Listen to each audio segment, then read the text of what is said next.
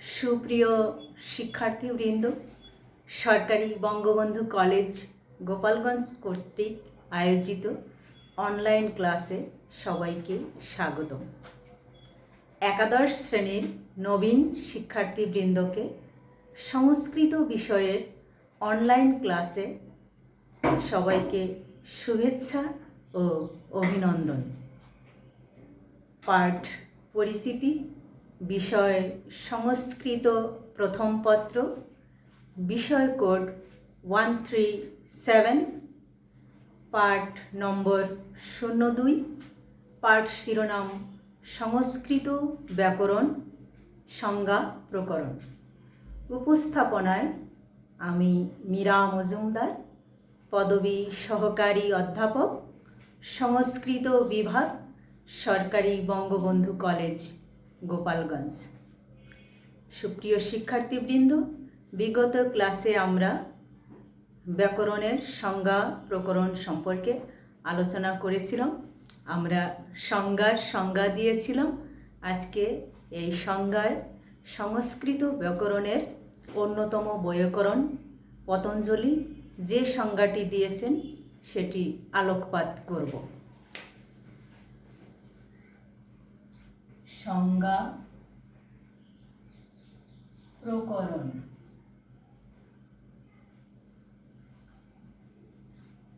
সংজ্ঞা প্রকরণে বলা হয়েছিল সংজ্ঞা।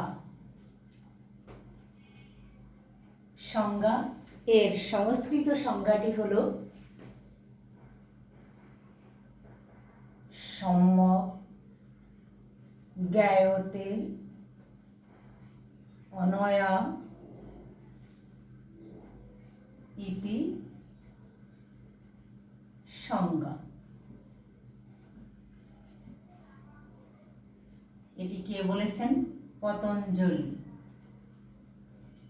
পতঞ্জলি তার মহাভাষ্য নামক গ্রন্থে সংজ্ঞায় বলেছেন সম্যক জ্ঞায়তে অনয়া ইতি সংজ্ঞা, অর্থাৎ যার দ্বারা কোনো বিষয় বা বস্তু সম্পর্কে সম্যক জ্ঞান বা পরিপূর্ণ জ্ঞান বা পরিষ্কার ধারণা লাভ করা যায় তাকে সংজ্ঞা বলে।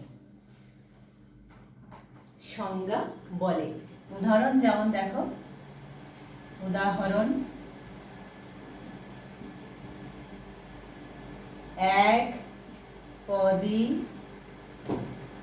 ভাব সমাস, অর্থাৎ দুই বা ততোধিক পদের এক পদে পরিণত হওয়াকে সমাস বলে। এটি হলো সংজ্ঞা। তাহলে আমরা সংজ্ঞাকে কি বলতে পারি? সম্যক জ্ঞায়তে অনয়া ইতি সংজ্ঞা এর অর্থ হলো যার দ্বারা কোনো বিষয় বা বস্তু সম্পর্কে পরিষ্কার বা সুস্পষ্ট বা সম্যক ধারণা বা জ্ঞান লাভ করা যায় তাকে সংজ্ঞা বলে।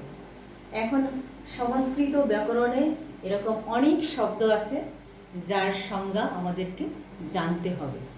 আমরা এই সংস্কৃত ব্যাকরণ কেন জানব? প্রত্যেকেরই মনে এটি প্রশ্ন, তাই না? আমরা বিগত শ্রেণীতে সংস্কৃত বিষয়টি অধ্যয়ন করিনি, এ কারণে আমাদের মনে প্রশ্ন থাকাটাই স্বাভাবিক যে আমরা কষ্ট করে কেন সংস্কৃত ব্যাকরণ অধ্যয়ন করব, এর প্রয়োগ কোথায়, তাই না? যা প্রয়োগ নাই, যা আমাদের তেমন কোনো কাজে লাগবে না, সেটা তো আমরা শিখব না। তাহলে আমি বলবো যে আমরা হর হামেশাই বা সবসময়ই আমরা সংস্কৃত শব্দ প্রয়োগ করছি, কিন্তু আমরা এটা আলাদা করতে পারছি না যে এটা সংস্কৃত শব্দ নাকি বাংলা শব্দ। একটু ছোট উদাহরণ দিই, দেখবা যে তোমাদের মনে হবে যে না, এগুলো তো আমরা সবসময়ই ব্যবহার করি, এগুলো সংস্কৃত শব্দ। যেমন তোমরা অ্যাডমিশন নিলে, তাই না? অ্যাডমিশন নেওয়ার জন্য কি করলে? তোমরা শিক্ষা মন্ত্রণালয়ের অধীনস্থ শিক্ষা বোর্ডে অনলাইনে আবেদন করলে। শিক্ষা বোর্ড কি করলো, তোমাদের অনুমতি দিল যে তোমরা সরকারি বঙ্গবন্ধু কলেজ গোপালগঞ্জে ভর্তি হও। ভর্তি হওয়ার পরে তোমরা কি করলে, এই কলেজের যিনি প্রধান আছেন অধ্যক্ষ মহোদয়, তিনি নির্দেশনা দিলেন, আমাদের মতো শিক্ষকদের নির্দেশনা দিলেন যে আপনারা একাদশ শ্রেণীর ছাত্রছাত্রীদের জন্য অনলাইনের ক্লাসের ব্যবস্থা করেন। তোমরা ক্লাস শুরু করলে। এটা একটু দেখো, এরকম হলো ব্যাপারটা, তাই না?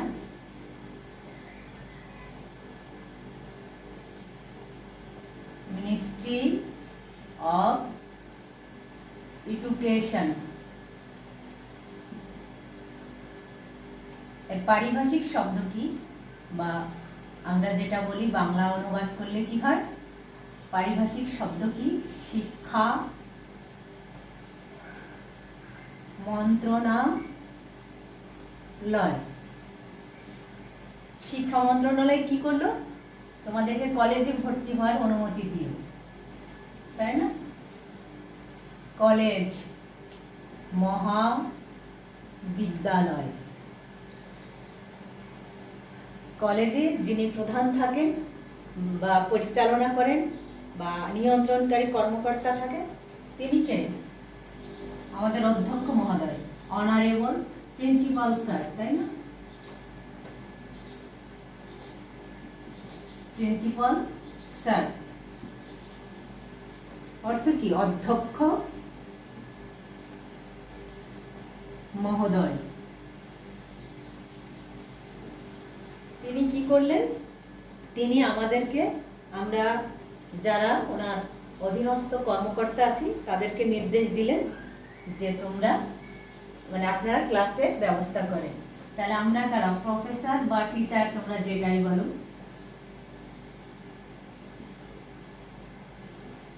টিচার বলতে পারো, প্রফেসরও বলতে পারো, অধ্যাপক, যিনি অধ্যাপনা করেন তিনি অধ্যাপক। কি বললেন যে একাদশ শ্রেণীর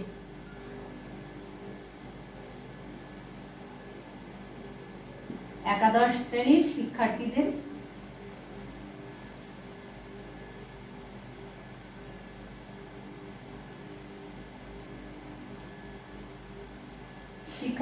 বা ছাত্রছাত্রীদের কি করেন? পাঠদান করেন।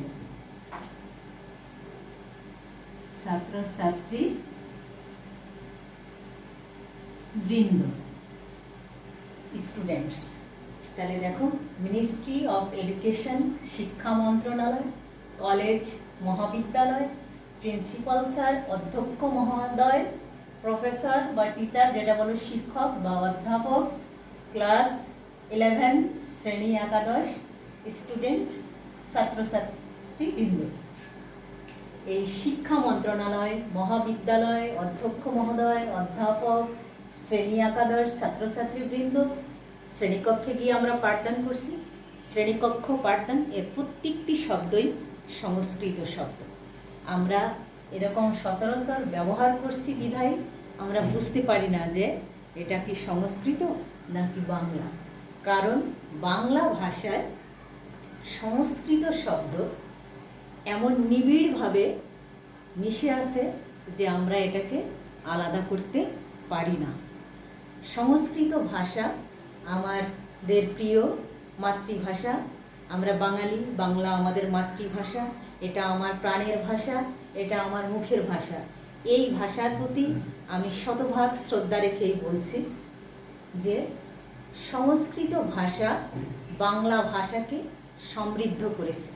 দেখো, আমরা যখন কোনো বিদেশি শব্দের পারিভাষিক শব্দ লিখতে যাব তখন আমাদেরকে অবশ্যই সংস্কৃতের দ্বারস্থ হতে হবে, তাই না? Ministry of education, English language, এটা কি আমরা পারিভাষিক করছি? শিক্ষা মন্ত্রণালয়, সংস্কৃত শব্দ। কলেজ মহাবিদ্যালয়, মহাবিদ্যালয়ের সংস্কৃত শব্দ। প্রিন্সিপাল স্যার, অধ্যক্ষ মহোদয়, সংস্কৃত শব্দ। প্রফেসর, অধ্যাপক, ক্লাস 11 শ্রেণী একাদশ, স্টুডেন্টস ছাত্রছাত্রীবৃন্দ বা লার্নার্স শিক্ষার্থীবৃন্দ, প্রত্যেকটি সংস্কৃত শব্দ। আবার আমরা যে তোমাদের একাদশ শ্রেণীতে যে বিষয়গুলো অধ্যয়ন করছো, যে সাবজেক্টগুলো, তার প্রত্যেকটি সংস্কৃত শব্দ। যেমন সায়েন্স গ্রুপের যদি সাবজেক্টগুলোর আমরা বলি, ফিজিক্স পদার্থবিদ্যা, কেমিস্ট্রি রসায়ন, বটানি উদ্ভিদবিদ্যা, জিওলজি প্রাণীবিদ্যা, প্রত্যেকটি সংস্কৃত শব্দ। আবার আর্টস গ্রুপের যদি আমরা বিষয়গুলোর কথা বলি, লজিক যুক্তিবিদ্যা, ইকোনমিক্স অর্থনীতি, সংস্কৃত সংস্কৃত, হিস্ট্রি ইতিহাস, কমার্স গ্রুপের ম্যানেজমেন্ট ব্যবস্থাপনা, প্রত্যেকটি বিষয়ের নাম সংস্কৃত শব্দ।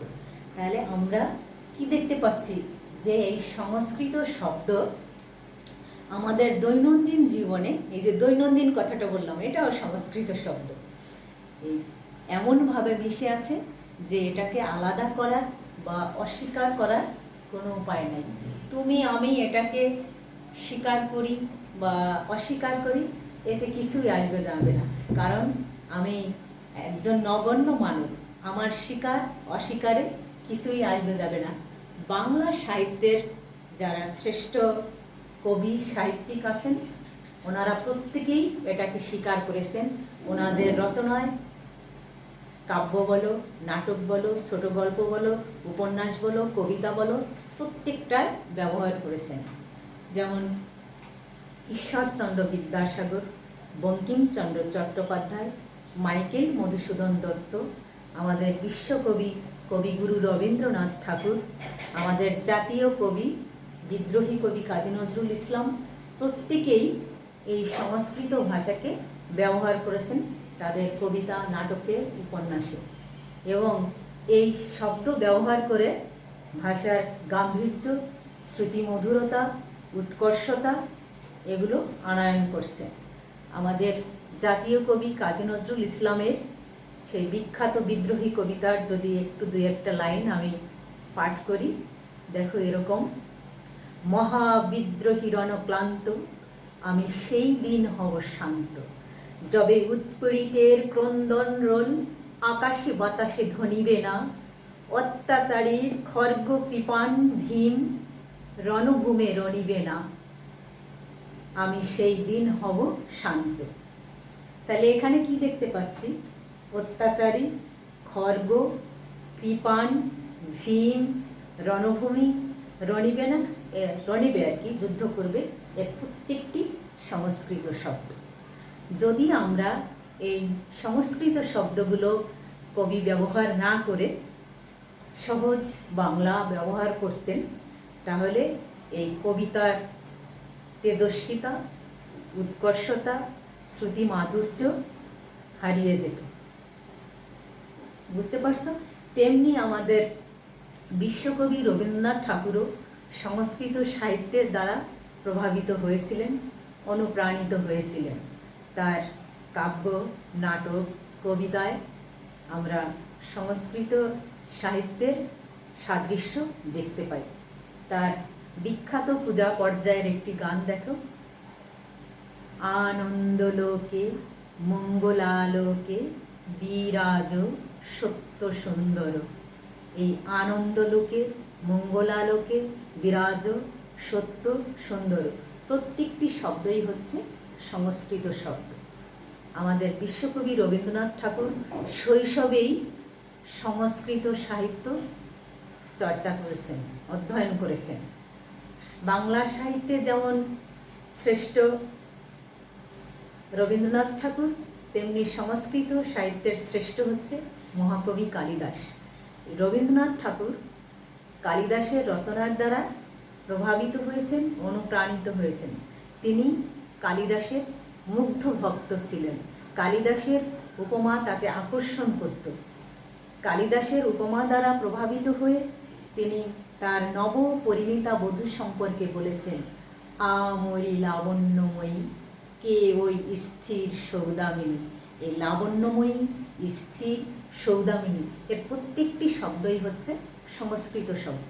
এবং দেখো কালিদাসের যেমন উপমা, অধর কিশলয় রাগ বিটপ বাহু, একটা রমণীর ঠোঁটের বর্ণনা তিনি কিভাবে করছেন যে কচি আমের পাতার মতো তার ঠোঁটের রং, অধরের রং, মানে অধর মানে ঠোঁট, আমরা যেটা এখন লিপস্টিক নিয়ে করি এরকম তার ঠোঁটের রং।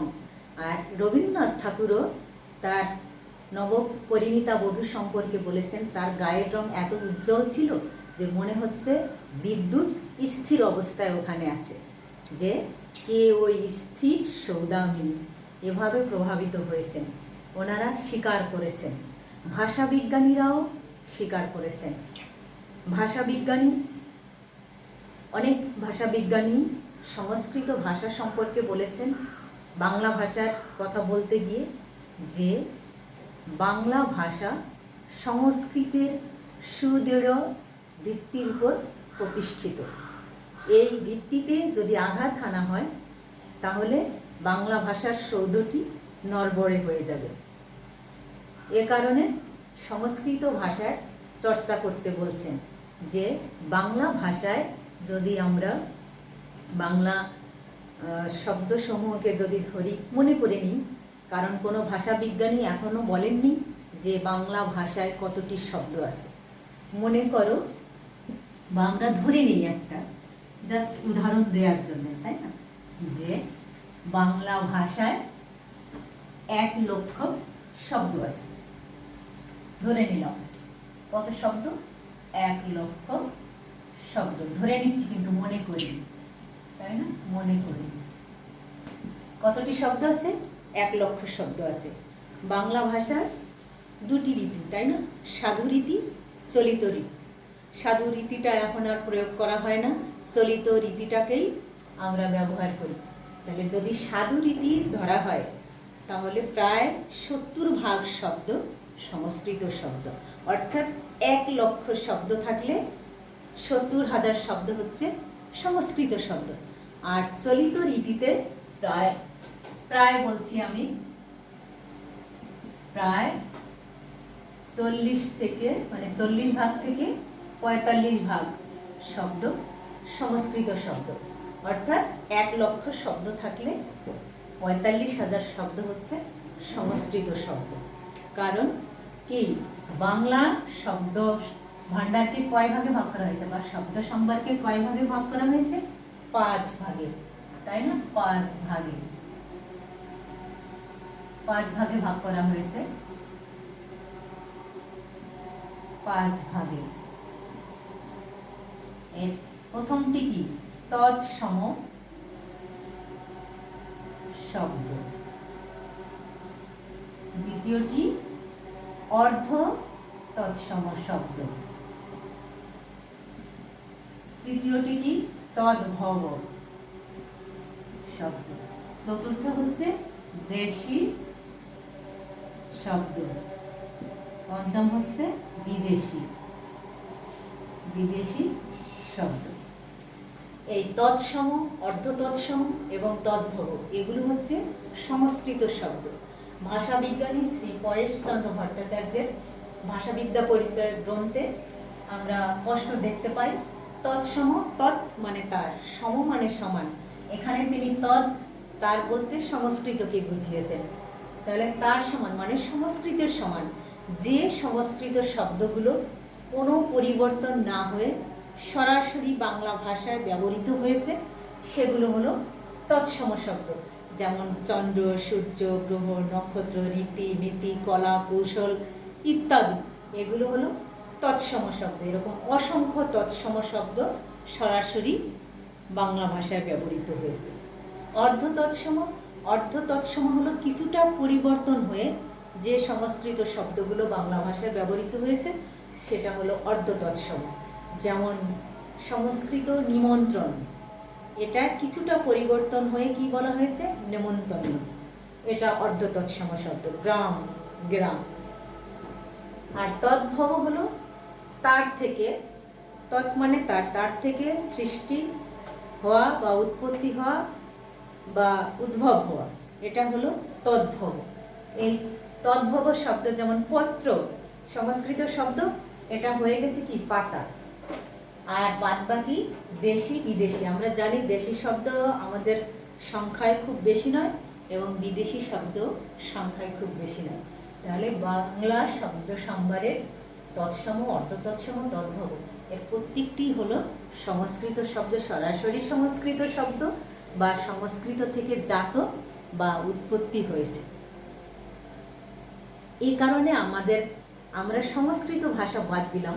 আমাদের মাতৃভাষা বাংলাকে যদি আমাদের জানতে হয়, বুঝতে হয়, এই ভাষার গঠন যদি জানতে হয়, এর প্রয়োগ যদি জানতে হয়, তাহলে আমাদেরকে অবশ্যই এই সংস্কৃত ব্যাকরণ জানতে হবে।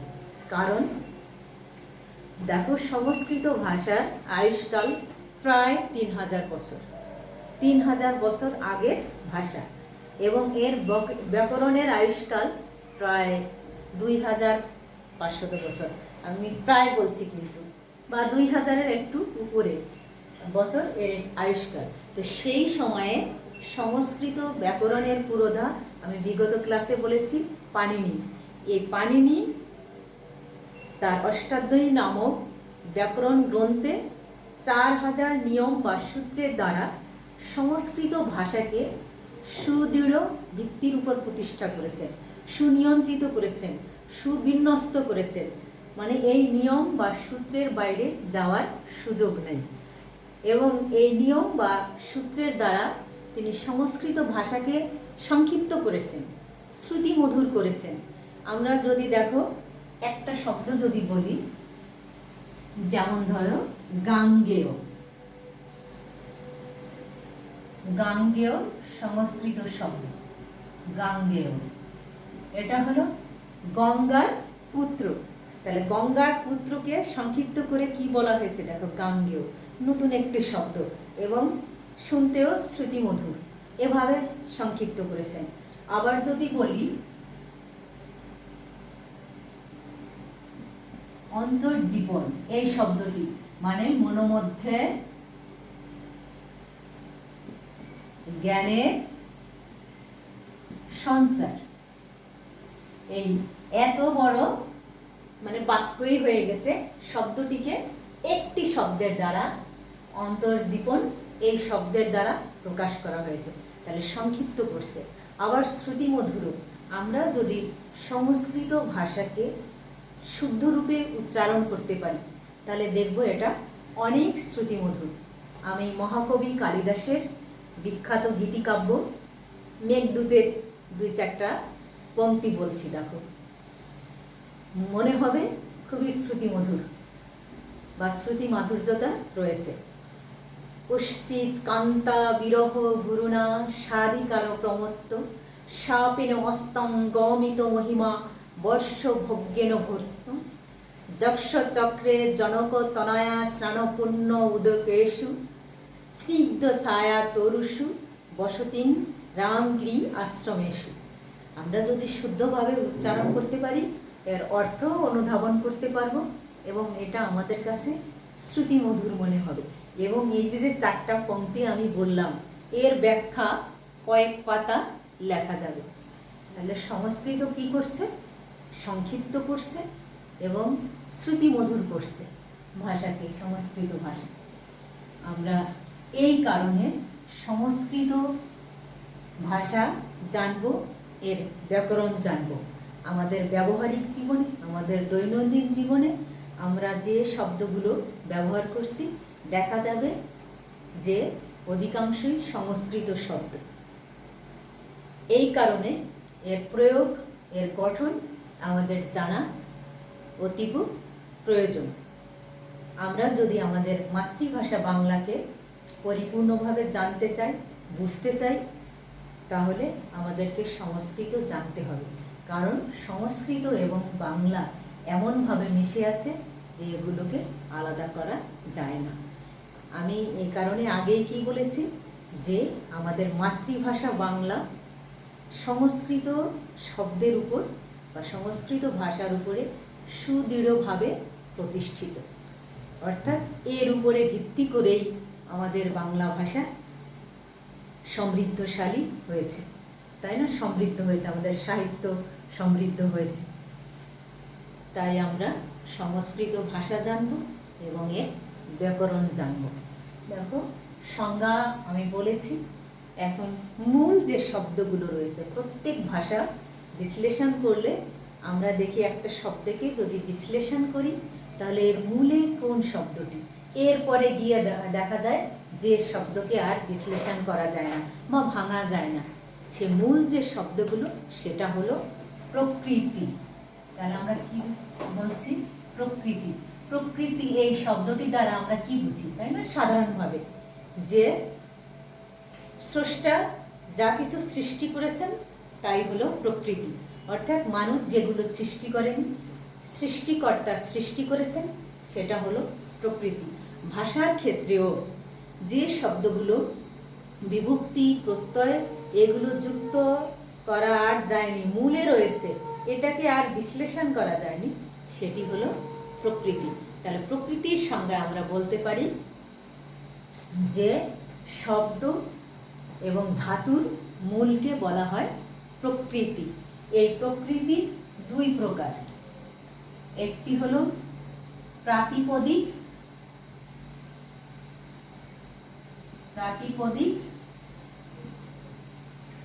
অন্যটি হলো ধাতু। আমরা শব্দকে যদি বিশ্লেষণ করি বা ভাগ করি তাহলে দেখব দুই ধরনের শব্দ পাওয়া যায়। একটা দ্বারা কোনো কিছুর নাম বোঝায় আর একটা দ্বারা কাজ করা বোঝায়। এই কোনো কিছুর নাম যে শব্দগুলো দ্বারা বোঝায় সেটা হলো প্রাতিপদিক, আর যে শব্দগুলো দ্বারা কাজ করা বোঝায় সেটি হলো ধাতু। তাহলে আমরা সংজ্ঞায় কি বলতে পারি যে বিভক্তিহীন নামবাচক শব্দগুলো হচ্ছে প্রাতিপদিক। এটা বস্তুবাচক হতে পারে, বস্তুর বিশেষণবাচক হতে পারে, এটা হলো প্রাতিপদিক। আর ধাতু কি? যে শব্দগুলো দ্বারা কাজ করা বোঝায়, মানে ক্রিয়া, সেই ক্রিয়ার মূল হচ্ছে ধাতু। মানে এই ক্রিয়ার সাথে কোনো বিভক্তি বা প্রত্যয় যখন যুক্ত হবে না, মূল যে শব্দটি বা ক্রিয়াটি থাকবে সেটি হলো ধাতু। সংস্কৃত সংজ্ঞায় বলা হয়েছে অর্থবৎ অধাতু অপ্রত্যয় প্রাতিপদিকম, মানে অর্থযুক্ত বিভক্তিহীন এবং প্রত্যয়হীন নামবাচক বা সব বস্তুবাচক এভাবে বলতে পারি, বা বস্তুর বিশেষণবাচক শব্দকে প্রাতিপদিক বলে। আর ধাতুটা কি? ক্রিয়ার মূলকে ধাতু বলে। তাহলে প্রাতিপদিক এবং ধাতু আমরা বুঝতে পারলাম। একটু উদাহরণ দিই, দেখো, যেমন নর, নর মানে হচ্ছে কি? মানুষ। যদি বলি বাড়ি, বাড়ি মানে কি? জল। তাহলে এটা কি? নামবাচক শব্দ। যদি বলি মধুর, তাই না? বস্তুর বিশেষণবাচক, এগুলো হলো প্রাতিপদিক। আর ধাতু কি? দেখো, পট ধাতু। পট ধাতুর অর্থ কি? পড়া। তো পট দ্বারা আমরা কি বুঝি? কাজ করা বুঝি। ধাতু চিহ্ন এরকম। তো এটা হলো ক্রিয়ার মূল। এই পট ধাতুর সাথে কোনো কিছু যুক্ত হয়নি, মানে কোনো প্রত্যয় বা বিভক্তি যুক্ত হয়নি, মূল যে শব্দটি বা ক্রিয়াটি এটি হচ্ছে ধাতু। সংক্ষেপে আমরা কি বলতে পারি যে বিভক্তিহীন নামবাচক শব্দকে প্রাতিপদিক বলে আর ক্রিয়ার মূলকে ধাতু বলে। এখন আমরা আসি একটু যে এই যে বিভক্তির কথাটা বললাম, এই বিভক্তিটা কি? এটা হলো প্রত্যয়ের একটি অংশ। প্রত্যয়, প্রত্যয়টা কি? যে এই প্রাতিপদিক মানে বিভক্তিহীন নামবাচক শব্দ এবং বিভক্তিহীন ক্রিয়াবাচক শব্দ, এটা একটা এর প্রকার হতে পারে যে প্রাতিপদিকের সাথেও এই প্রত্যয় যুক্ত হতে পারে, ধাতুর সাথেও যুক্ত হতে পারে। সেই প্রকৃতি যে মূল যে শব্দ সেটার সাথে যা কিছু যুক্ত হয়, যে বর্ণ বা বর্ণ সমষ্টি যুক্ত হয়, সেটি হলো প্রত্যয়। এই বর্ণ বা বর্ণ সমষ্টি কেন যুক্ত হয়? নতুন নতুন শব্দ গঠন করার জন্য। তাহলে আমরা বলতে পারি যে প্রাতিপদিক এবং ধাতুর পরে যে বর্ণ বা বর্ণ সমষ্টি যুক্ত হয়ে ভিন্ন ভিন্ন অর্থের কি যুক্ত হয়ে নতুন শব্দ গঠন করে, সেটি হলো প্রত্যয়। এর সংস্কৃত সংজ্ঞাটা একটু দেখো। সংজ্ঞা প্রকৃতে পর প্রত্যয় বেদিতব্য। প্রকৃতে পরে প্রত্যয় বেদিতব্য অর্থাৎ প্রকৃতি, যেটা আমি বলছি প্রাতিপদিক এবং ধাতু, এর পরে যে বর্ণ বা বর্ণ সমষ্টি ভিন্ন ভিন্ন অর্থে যুক্ত হয়ে নতুন শব্দ গঠন করে তাকে প্রত্যয় বলে। এই প্রত্যয় হলো 5 প্রকার। কয় প্রকার? 5 প্রকার। এর এক প্রকার হচ্ছে বিভক্তি। আমরা পরবর্তী ক্লাসে এই প্রত্যয়ের প্রকারভেদ সম্পর্কে আলোচনা করব। প্রিয় শিক্ষার্থীবৃন্দ, তোমরা স্বাস্থ্যবিধি মেনে চলবে, সুস্থ থাকবে এবং লেখাপড়ার সঙ্গে থাকবে। আমাদের ক্লাসগুলোকে ফলো করবে এবং তোমরা বই পড়বে, তাহলে এগুলো বুঝতে সহজ হবে। আমরা সংস্কৃত ভাষা সর্বস্তরেই দেখো ব্যবহার করি। আমি একটু মজা করে বলি যে সংস্কৃত ব্যাকরণ আমাদেরকে অবশ্যই শিখতে হবে। আমি একটু মজা করে কি বলি? মজা করে বলি যে জলে, স্থলে, অন্তরিক্ষে, সর্বত্র সংস্কৃত। মজা করে বলছি, জলে, স্থলে, অন্তরিক্ষে, সর্বত্র সংস্কৃত। জল এটি সংস্কৃত শব্দ, স্থল এটি সংস্কৃত শব্দ, অন্তরিক্ষ মানে শূন্য বা আকাশ এটি সংস্কৃত শব্দ, সর্বত্র মানে সব জায়গায় সংস্কৃত। তাহলে জলে, স্থলে, অন্তরিক্ষে, সর্বত্র সংস্কৃত, এই সব জায়গায় সংস্কৃত ব্যবহৃত হয় বিধায় আমাদেরকে সংস্কৃত ভাষা জানতে হবে, এর ব্যাকরণ জানতে হবে। তোমরা সবাই ভালো থাকবে। তোমাদের সবাইকে ধন্যবাদ।